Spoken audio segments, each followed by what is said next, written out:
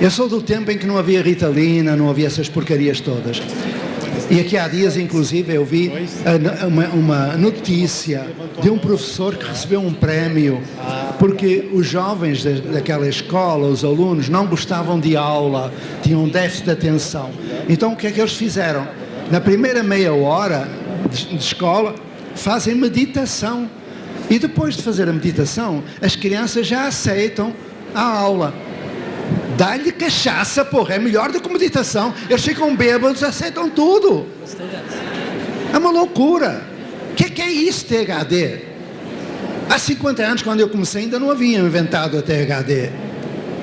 Mas eu sou mais construtivo e vou-te mandar um livrinho. Deixa o meu contato. Vamos às duas coisas que tu falaste. Qual é o papel do professor? Eu daqui a pouquinho vou fazer um convite. É a única coisa que eu sei que vou fazer. E depois vou completar o que eu vou dizer agora. O papel do professor são vários. Tem o papel de tutor, que é cuidar do outro. Tem o papel de mediador. Agora, o que o professor não faz nas escolas onde eu trabalho é, por exemplo, preparar projetos para os alunos. Isso não faz. Ele constrói projetos com os alunos. Com, não é para. O professor não faz planejamento de aula. Fazer planejamento de aula é inútil, é prejudicial, é criminoso. O professor ensina o outro a planejar-se.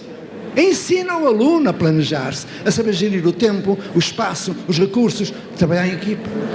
O professor não dá aula, numa aula não se aprende nada. O professor faz mediação pedagógica, ensina a pesquisar, constrói roteiros de estudo com os alunos, a partir de necessidades, desejos, sonhos, problemas, e depois ensina a pesquisar, a selecionar informação, a analisar a informação, a comparar informações, a criticar a informação, a avaliar a informação, a sintetizar a informação, a comunicar a informação. O professor não aplica prova, faz avaliação. Depois podemos voltar aí. Avaliação formativa, contínua e sistemática, que é o que está na LDB. Papel do professor, imenso, mas nunca sozinho. Eu vou fazer o convite daqui a pouco. Eu vou parar o papel e falar como é, que foi a primeira pergunta. Se nós não temos aula, nem turma, nem série, não é porque um dia nos passou pela cabeça e pronto, não há aula, não há turma, não é assim. Nós tivemos 8 anos dando 24 horas de aula com 1 hora diferente à quarta-feira de manhã. E ao fim de 8 anos, fizemos todas as 25 horas letivas diferentes. Porque já estava a escola toda. Porque os outros professores que não queriam, nós só começamos 3. Eram 46 que não queriam. E nós respeitamos quem não quer. Respeito por quem pensa diferente. Respeito por quem pensa que dando aula ensina. Respeito pela crença. Todos têm direito. Se eles não percebem que não dão aula, que não ensinam, continuem dando aula. E que Deus lhes perdoe, claro. Então, ao fim de 8 anos conseguimos isso. E o que é que acontece hoje nas escolas que eu acompanho? Não há um desenvolvimento curricular único. Não há um currículo único. Isso é o que o Ministério pensa e esses palermas que lá estão legitimam. Há 3 dimensões curriculares. Isto não está nos livros. E eu vou falar disso. Não precisam de escrever. Eu estou a acabar um livrinho, vai sair agora. Eu mando-vos o livrinho, não tem problema nenhum, que eu não tenho direitos de autor, nem quero ter. Ninguém é autor. Nós plagiamos uns aos outros. Eu tenho o privilégio de trabalhar no chão de escola com muita gente como vós, que aceitou o meu convite. Eu aprendo com eles e apenas ponho por escrito aquilo que eu aprendo. Não sou eu o autor é toda a gente. Então, há 3 dimensões curriculares que vão constar desse livrinho, que vai dar uma confusão monumental. Vides ver? Porque põe em causa tudo o resto. Então vamos lá. Doutrina. Agora vou doutrinar. Escolas são... Ouvi pouco. Vamos lá outra vez. Escolas são... 8 vezes 8. As pessoas são os seus Valores. Eu sei dar aula. São os seus valores. Ok. Então vamos lá. Nós praticamos a tripla dimensão curricular. Se me perguntares quem são os autores da teoria, eu digo, eu sou da praxeologia, eu sou da prática com teoria. Não há prática sem teoria. A teoria, Stenhouse, Maturana, Morin, Papert, Lauro de Oliveira Lima, Paulo Freire e por aí vai. Ok? Está fundamentado. Primeira dimensão curricular, a dimensão da subjetividade. Cada um de nós é diferente do outro, não há ninguém aqui igual ao outro. Cada um tem o seu potencial, o seu ritmo, o seu estilo de inteligência predominante, cada um tem a sua lateralidade predominante, cada um tem o seu talento, a sua vocação. Então temos que responder a isso. Numa aula não é possível, se não expliquei-me. Aqui eu não é possível, estou a falar contigo, mas ninguém. É um para um. Então, o currículo de subjetividade. Vou dar um exemplo. Uma menina de 9 anos chega. Os exemplos que eu dou não são da Ponte. A Ponte é um fóssil, tem 42 anos, não serve para nada, está lá, acabou. Eu falo do Brasil. Onde eu estou há mais tempo. Porque eu ouço sempre que desde 2007, não, desde 2001, mas não importa. Por 1000 anos que eu viva, eu nunca vou aprender o Brasil, é muito difícil. Mas pronto, eu tento. Uma menina chega e eu pergunto-lhe, o que é que tu queres saber? Ficou calada. Como ela não quer saber nada, eu passo ao segundo pilar da educação da Unesco. O que é que tu queres fazer? Nada. Você não é meu pai, não me pode obrigar, eu quero é ir embora. Como ela não queria saber nem fazer, passei ao terceiro pilar da educação. O que é que tu queres ser? Não é? Aprender a aprender, aprender a fazer, aprender a ser e aprender a conviver. Os 4 pilares do relatório Delors da Unesco. Aí ela olhou para mim e disse, o que eu quero ser? Sim. Eu perguntei-lhe o que tu queres ser. Não perguntei o que queres ser quando fores grande. Perguntar isso a uma criança é um insulto. Ela não vem a ser. O que é que ela quer ser naquele momento? E ela disse-me, eu quero ser rapper, artista de rap. E eu perguntei, eu posso ajudar-te a ser rapper? Quando eu lhe perguntei isto, ela olhou para mim com um ar muito estranho, como se eu fosse um extraterrestre ou assim, e disse, o tio é mesmo professor? Eu disse, eu sou, e quer me ajudar a ser rapper? Lógico. Também é para isso que o professor existe, uma das competências do professor. Então com ela fizemos um primeiro projeto do desenvolvimento do currículo da subjetividade. Era o que ela queria ser e tinha direito a ser. Fizemos um roteiro de estudo com 2 perguntas: onde começou o rap e quem és tu? Ela é negra, ela tinha vergonha do cabelo e do nariz, hoje diz que tem orgulho do cabelo e do nariz. E hoje, passados 3 anos, ela foi participar na abertura dos Jogos Olímpicos, cantando ao lado da Carol Conká. E hoje canta ao lado do Emicida e do Criolo e dos maiores rappers que o Brasil tem. Foi ao Fora de Horas e vai ter um programa da TV Futura. MC Sofia. Podem ir à internet. Eu estou a falar de gente, estou a falar de pessoas. Escolas são pessoas. E podia dar-vos muitos outros exemplos, mas basta este, para passar ao segundo nível. Currículo da comunidade, segunda dimensão. Chega um jovem, professor, hoje, lá na nossa comunidade, não houve água, nem pude tomar banho. Eu perguntei, e então? Ele deu um sorriso, amanhã vamos ter água. Eu disse, como é que tu sabes? É que nós vamos a São Paulo e vamos queimar 2 ou 3 ônibus. Amanhã eles vão pôr água na comunidade. Aí eu perguntei, quantos ônibus vais precisar de queimar para ter água? E ele, não brinque comigo, professor, o que é que quer dizer com isso? Ele tinha 15 anos. Eu disse, porquê é que tu não poupas, por exemplo, recolha de água de chuva? Quando não houver água da companhia, tens água da chuva. Pau! Projeto de comunidade. Não foi só esse projeto, foi o projeto de reeducação alimentar. Eles não comiam vegetal, agora têm hortas comunitárias, hortas mandala. Foi a recuperação de um córrego que estava poluído, que só tinha porcaria, e quando chovia o esgoto entrava dentro dos barracos palafitas. Fizemos montes de coisas a partir dali. Ele hoje, esse jovem, estudou matemática, ciências, hidráulica, hoje fabrica cisternas para a recolha de água de chuva, está rico com material de catador, desenvolveu a comunidade sustentavelmente. Terceira dimensão curricular, podia dar-vos mais exemplos destes, eu só estou a dar um de cada. Terceira dimensão curricular, a dimensão do currículo de consciência planetária ou universal. O Brasil tem os mesmos problemas que tem a China, ou o Japão, ou os Estados Unidos, ou a África. A camada do ozono rompida, o aquecimento global está aí, as guerras por falta de água está aí, está aí tudo. Então temos problemas para resolver.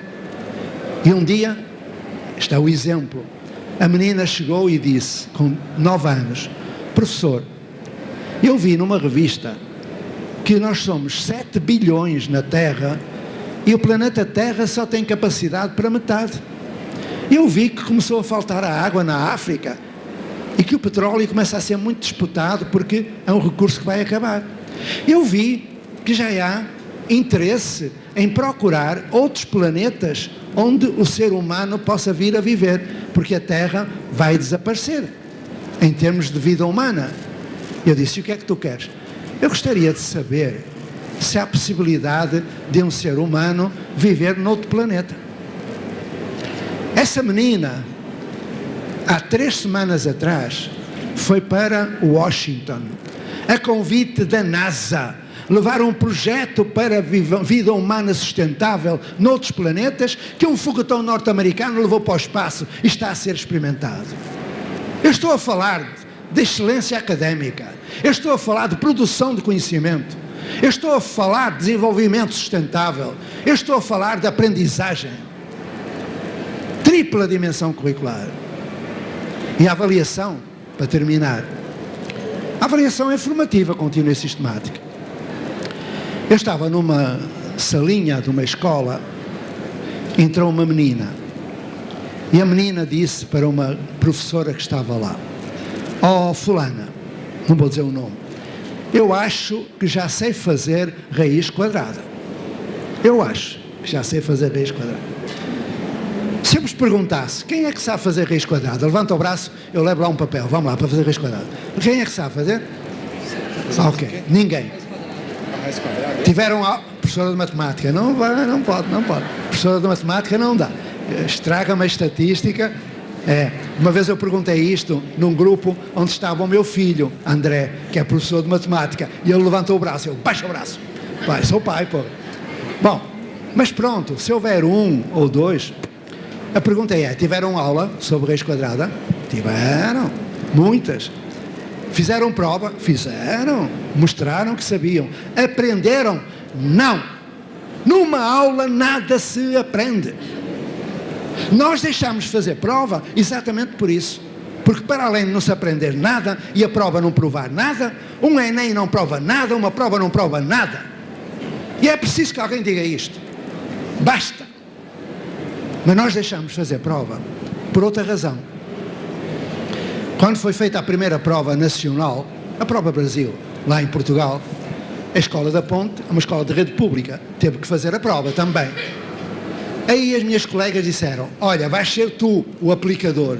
São malvadas, hein? Mas eu fui ler o manual do aplicador e dizia logo na entrada, depois de feita a chamada dos alunos, é preciso colocá-los a uma distância prudente uns dos outros. Distância prudente?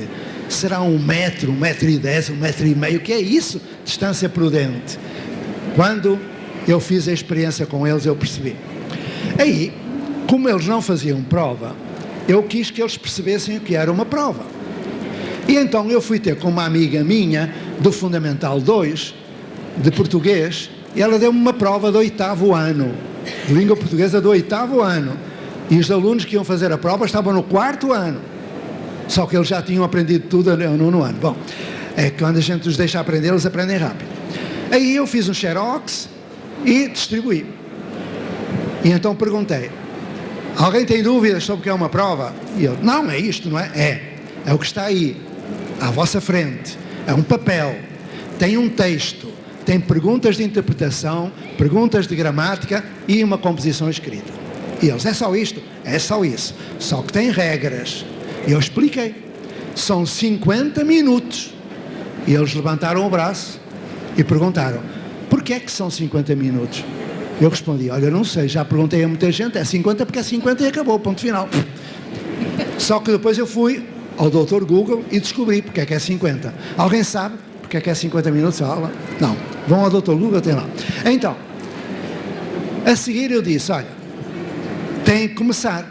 Mas se eu acabar de fazer a prova ao fim de 20 minutos, posso ir embora? Não.